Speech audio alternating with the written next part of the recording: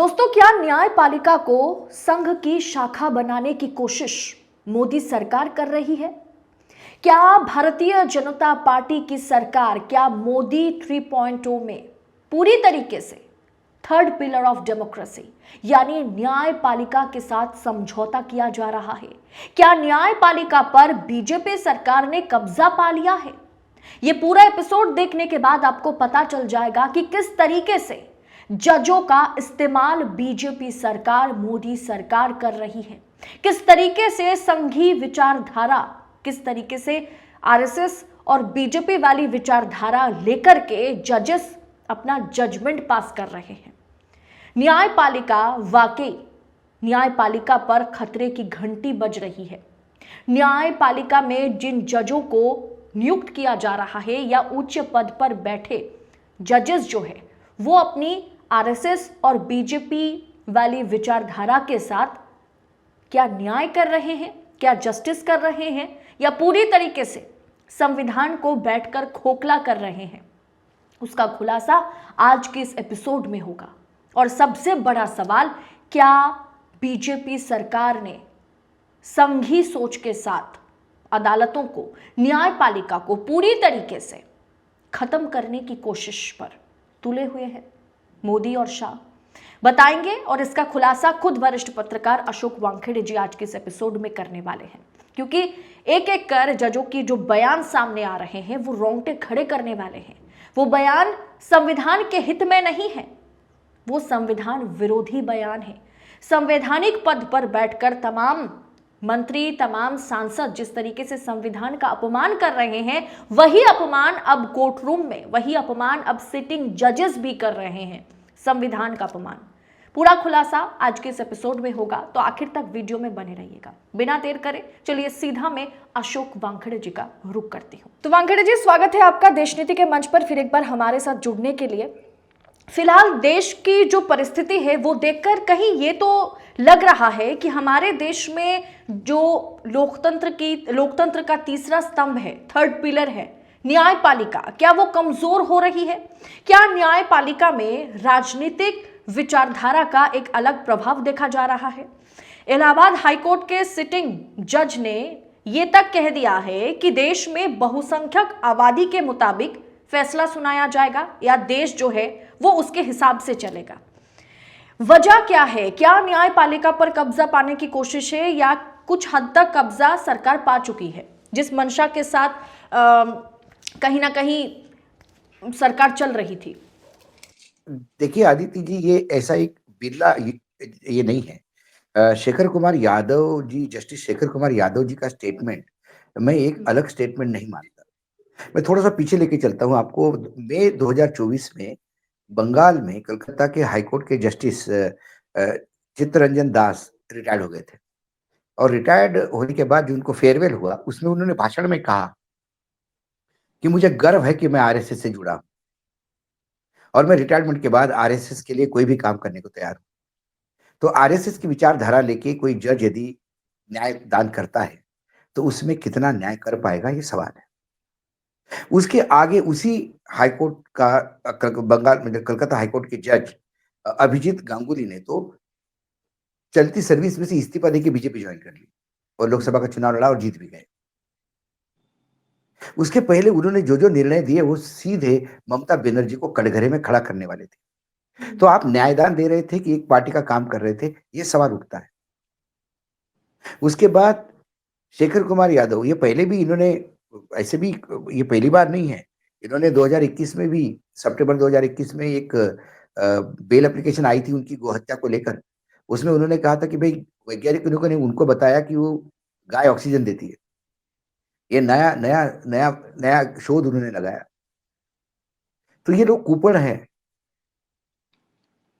मैं इनको पढ़े लिखा नहीं मानता, कुपड़ है ये।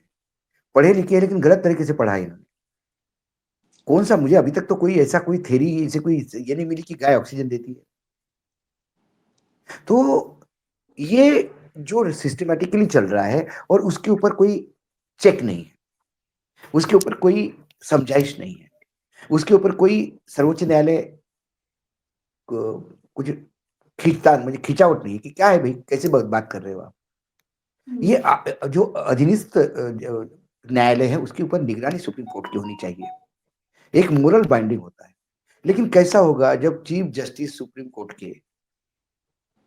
कोर्ट द्वारा ही जो एक आचार संहिता बनी हुई है, उसको उसकी धज्जियां उड़ाते हुए प्रधानमंत्री जी को अपने घर गणपति के लिए बुलाते हैं, गणपति आरती परिवार के साथ करते हैं और उसका वीडियो रिलीज होता है सोशल मीडिया पे। तो ये आपके प्रधानमंत्री के संबंध दिखाते हैं, जहाँ पर्सनल संबंध होते हैं।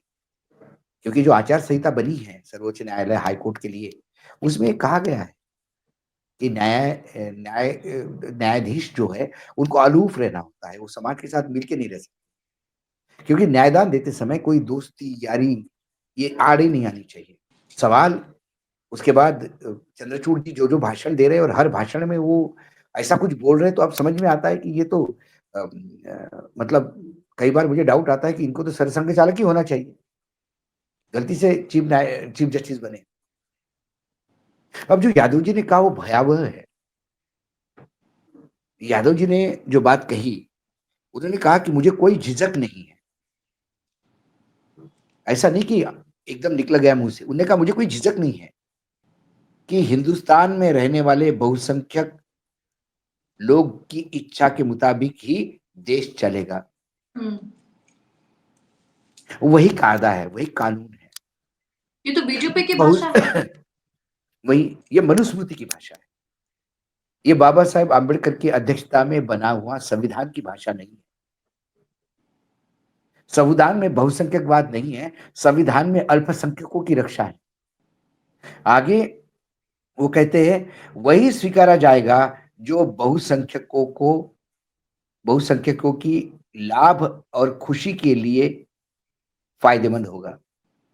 मतलब बहुसंख्यकों ने यह तय कर लिया कि अब कोई दलित गांव में नहीं रहेगा, तो सबकी खुशी के लिए दलितों को घर छोड़ना पड़ेगा, गांव छोड़ना पड़ेगा। लेकिन संविधान ने जो अधिकार दिए हैं दलित को या पिछड़ों को या अल्पसंख्यकों को, उस अधिकार के कोई मायने नहीं है यदि शेखर कुमार यादव जैसे जज हाई कोर्ट में बैठे।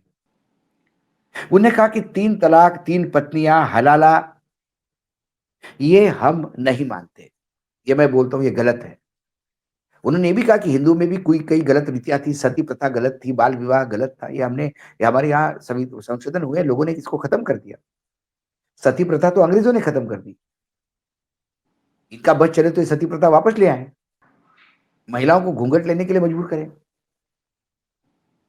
क्योंकि एक उसी बात सोच के साथ चल रहा है।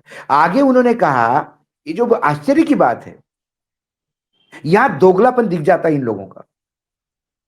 उन्होंने कहा कि हम ये क्यों कह रहे हैं 3 शादियां, ट्रिपल तलाक, हलाला, ये इसका हम घोर विरोध करते हैं क्योंकि ये महिलाओं के खिलाफ जाता है और हमारी संस्कृति महिलाओं को देवी मानती है, पूजती है।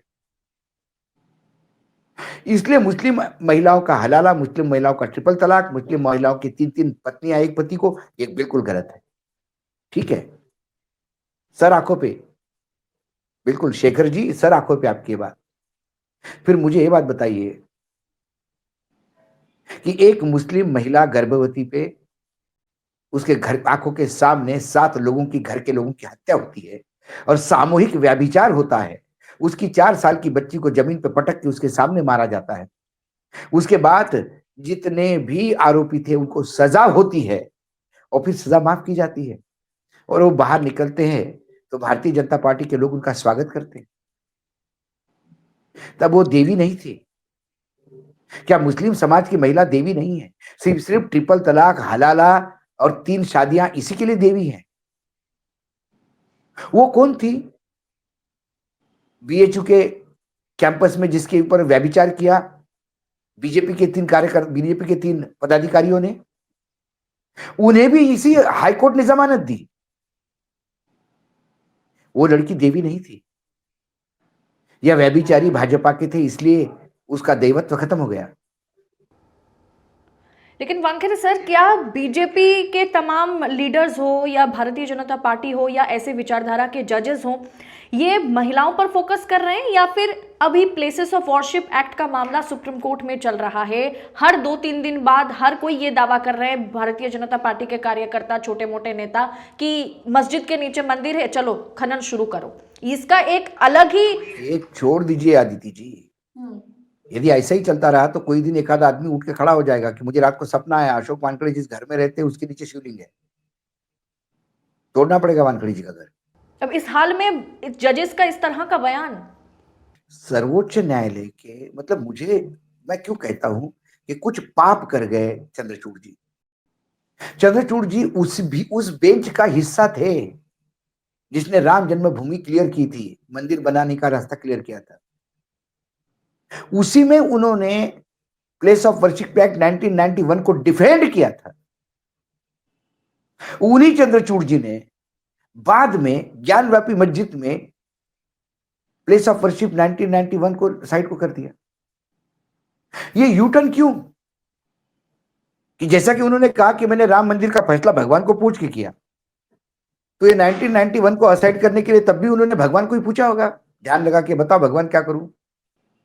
इन्हें तो बहुत बड़ा पद देना चाहिए, शंकराचार्य के भी ऊपर एक नया पद क्रिएट करना चाहिए जो सीधा भगवान से संवाद करते हैं। भाई हमारे यहाँ प्रधानमंत्री है अजन्मे, सीधा भगवान के बच्चे ऊपर से आए।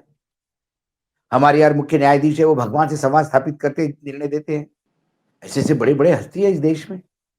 लेकिन वानखेड़े सर, क्या ये जजेस जिस तरह के बयान देते हैं या जो वो ये कहते हैं वो फैसले में ये दिखाई सर्वोच्च नहीं देता, न्यायालय इस पे चुप क्यों है, ये मेरे लिए चिंता का विषय है। ये आदमी कुपड़ है और ये लगातार ऐसी बातें करता रहता है और इसका दिल और खुलता है जब इसमें कोई पूछता नहीं। अब उसके ऊपर जोक्स निकलने लगे। आज मैंने एक पढ़ा कि कोई गया, बेटे जज साहब मेरे बेटे की हत्या होगी, हत्यारों को सजा देनी चाहिए। बोले तुम्हारे बेटे के साथ कौन थे? बोले हम दो तीन लोग थे, परिवार थे, बच्चे को बचा रहे थे। बोले मारने वाले कितने थे? बोले 25 लोग थे। बोले वो बहुसंख्यक लोग थे भाई, तो उनको अधिकार है मारने का। हाँ, वो उसमें कुछ नहीं कर सकते। क्या ऐसा न्यायदान होगा क्या? गजब, मतलब ये नहीं समझ में आता। एक तरफ ये कहते कि सावरकर सावरकर, दूसरी तरफ कहते कि गोमाता गोमाता। सावरकर ने लिखा कि मैं गाय को मानता ही नहीं, गोमाता ये फालतू फ्रॉड निकाल के लाए कहां से। गाय एक जानवर है, पालतू जानवर है, खेत के लिए काम करती है। जब किसी काम की नहीं रहती तो किसान को उसको बेच देना चाहिए खाटिक को, किसान को बोझ बन जाती हो। ये सावरकर जी ने लिखा। तो ये दोगलापन पूरा भरा हुआ है और ऐसे जजों को यदि आप नकेल नहीं डालेंगे तो आप समझ लीजिए ये तीसरा स्तंभ भी, विधायिका पे तो अब कोई बात ही नहीं करता क्योंकि विधायिका सब मशीनी जीत हो रही है, मशीनों का ही खेल हो रहा है। कार्यपालिका विधायिका के दरबार में घुंघरू बांध के नाच रही है, कोई किसी को लेना देना नहीं। वानखेड़े वो सर, चीफ सेक्रेटरी अब देखने को नहीं मिलते जो चीफ मिनिस्टर को कहे कि आप गलत कर रहे हैं सर। यहाँ तो सब यस प्राइम मिनिस्टर वाले लोग हैं। और एक वानखेड़े सर, थी क्या न्यायपालिका जिसके जिससे लोगों का विश्वास था, एक आशा की किरण थी। और ऐसे ही लोग, शेखर कुमार यादव जल्दी सुप्रीम कोर्ट आ जाए तो मुझे आश्चर्य नहीं होगा। क्या जजेस जो है वो पोस्ट रिटायरमेंट जॉब्स के लिए कहीं ना कहीं जस्टिस के साथ समझौता कर रहे हैं या ये तो संविधान मैंने के साथ समझौता कर रहे हैं? मैंने नहीं, ये आपका सवाल नहीं है, ये वक्तव्य है। जो सवाल आपने किया वो वक्तव्य था अरुण जेटली जी का राज्यसभा के पटल पे। उन्हें ये कहा था कि रिटायरमेंट के बाद जजों को जो पोस्ट दी जाती है उससे जजों ने रिटायरमेंट के पहले किए हुए निर्णयों को तोलना चाहिए। तो पता पड़ता है कि सरकार से यह पद पाने के लिए उन्होंने क्या क्या किया। क्या हमारे यहाँ जज गवर्नर नहीं बने? उसके पहले क्या डिसीजन दिए लोगों को पता नहीं। क्या हमारे यहाँ राज्यसभा में नहीं गए चीफ जस्टिस? उसके पहले क्या डिसीजन दिया पता नहीं। सब ब्लैक एंड व्हाइट है, सब सामने है। लेकिन नैतिकता नाम की कोई चीज होती है। कम से कम ये लगा कि न्यायपालिका में है, लेकिन वहां पे भी मुझे अब न्यायपालिका पूरी दिमाग खोखली करता हुआ दिखाई दे रही। और इसके लिए यदि आज आवाज नहीं उठाई, रिटायर्ड जजों ने आवाज उठानी चाहिए। जो विधि के जानकार है उनको, लॉ के जानकार है उनको, बड़े बड़े वकीलों को इस बात का, जितने भी ये तुम्हारे उनके एसोसिएशन है, बार एसोसिएशन है, इनको इस बात से प्रमुखता से उठाना चाहिए। हम न्यायालय लगा रहे हैं या संघ की शाखा लगा रहे हैं, यह तय करें। बहुत बहुत शुक्रिया सर, देशनीति के मंच पर आने के लिए बहुत बहुत धन्यवाद आपका।